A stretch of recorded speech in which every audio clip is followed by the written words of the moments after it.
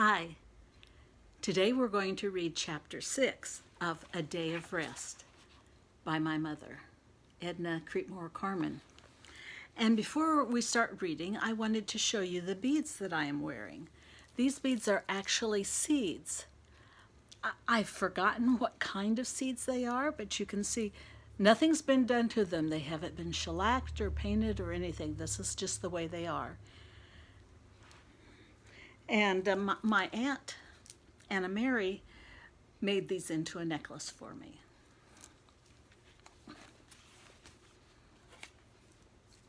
Chapter 6. Lying in the hammock under the white oak, Susan's dad had casually watched as Susan walked away without the bonnet. Douglas laughed as he closed his eyes. I wonder if Aunt Mary saw her pull the bonnet off. Aunt Mary hadn't seen Susan pull the bonnet off. As soon as Susan left the house, Aunt Mary had eased herself down into the wooden rocking chair on the back porch with a low groan. She was tired, and her back was acting up again. She just had to rest a bit before doing anything else. Taking care of the children was too much for her when the rheumatism set in. Most of the time she could manage, but with the aches and pains of rheumatism, she just couldn't keep up with them. If Bert was allowed to take Susan out of the yard, she wouldn't be able to manage at all. It wouldn't be like the other day when they hid in the apple tree to keep from having to pick up the apples that had fallen. She knew they were in the tree. No harm would come to them sitting there on that branch. It gave her a chance to sit down and rest without worrying about them. She just brought her sewing out where she could watch them out of the corner of her eye and let them sit up there until they got good and tired. Aunt Mary shook her head sadly. Douglas needed someone younger, stronger, to help him around the house and take care of the children. She shook her head again. There was no one younger or stronger, so she had better push herself up out of that chair and go scratch out those potatoes she wanted for supper. No point in waiting for Douglas. He was asleep. Douglas was not asleep, but he had been asleep. He had been thinking about Susan and the bonnet as he went to sleep. He continued to think about Susan when he woke up, so it never occurred to him that he had been asleep for more than a few minutes. Susan probably planned to get the bonnet and put it on when she came home and pretend she had worn it all the time. He didn't care whether Susan wore the bonnet, but he didn't want her to be sneaky about it. As soon as he got the potatoes for Aunt Mary, he would get the bonnet from beneath the bush and go down to the store and wait for Bert and Susan. As they walked back home together, he would give Susan and Bert a lecture about respect for Aunt Mary, without Aunt Mary's hearing the lecture.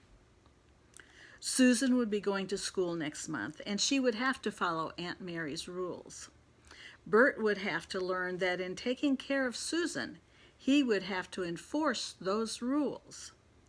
If Bert couldn't be depended on to take care of Susan, she would have to be driven in the car to school.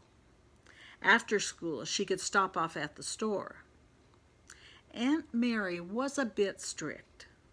It would be good if a younger woman could talk to Aunt Mary and help her loosen up a bit on the rules. Margaret Weaver would be a good one to do the talking, sometime when she came over to help Aunt Mary. If he walked down to the store, he might get a chance to explain the problem to Margaret when she came home from the singing. At least he supposed that is where she went when he had noticed her going down the road all dressed up in that dress she had made from the blue cloth he had sold her the last week.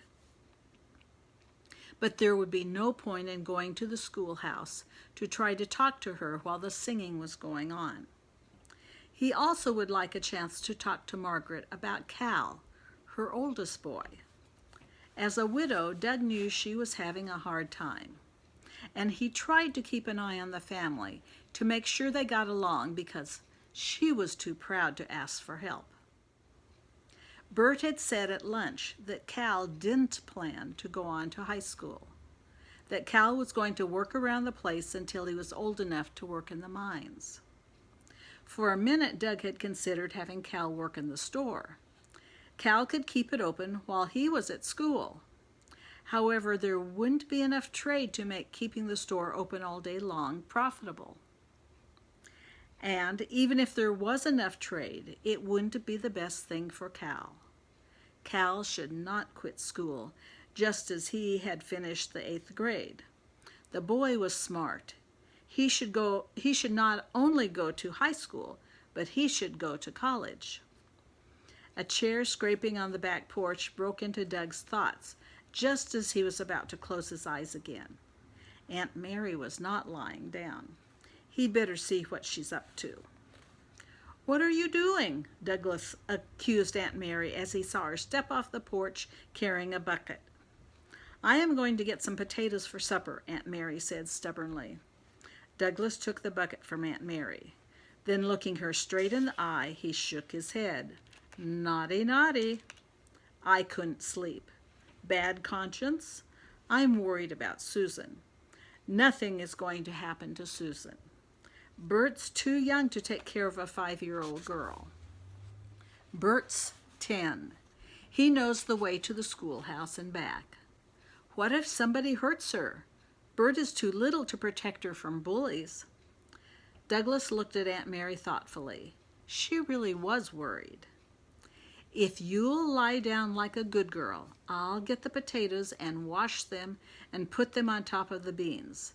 Then I'll go down to the store and wait for Bert and Susan to come along." Aunt Mary reluctantly agreed to lie down while Douglas went to the garden and scratched out enough potatoes for supper. And that's the end of chapter 6. Let me show you the picture that was at the beginning of the chapter. There's Aunt Mary sitting on the porch.